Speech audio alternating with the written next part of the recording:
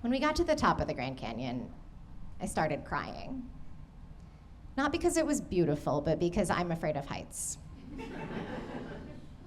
Because in all this lead up, it never occurred to me what a canyon is. I had a lot on my mind, but a canyon is a big pit. It's a big pit in the ground. Like, that's it. And so when you're hiking into it, like, it's just you walking along this very narrow trail that, like, just circles the drain, you know, so to speak. It's just like there's no railings, there's no nothing. It's just like you and then pit. And so it was dawning on me like what we were actually gonna do, and I started hyperventilating, and I was like really freaking out, and I was getting that like dizzy thing where you kind of look over the edge and you're like not sure what's gonna happen. Are you gonna fall or are you gonna jump, you know? You know the one. And my dad was like, okay, well, do you not want to do this? And I didn't. But it was his vacation, and this was like the one thing he really wanted to do. It was kind of the reason he came. So I was like, no, I'm good. We're gonna do it.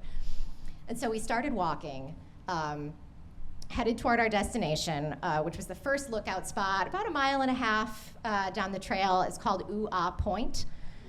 And we had just started. We'd been maybe going for 5 minutes when we look behind us, and a pack of mules is coming up behind us down the trail, and they pass us. And every one of the mules has a person riding on it.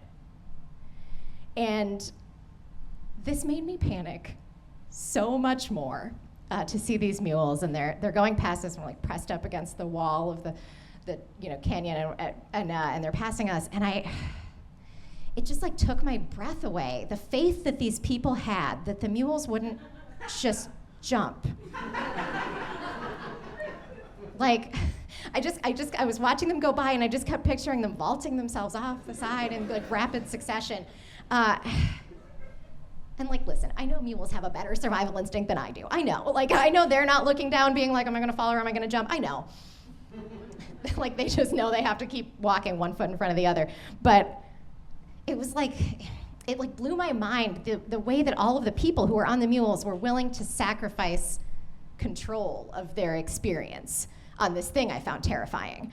That they were willing to just relinquish that. And I felt like I was relinquishing that same control as I was going to this place I'd barely even visited to live. Like, I for the first time maybe ever, I just could not picture, you couldn't even like make a picture in my head of what my life was gonna look like going forward from this point.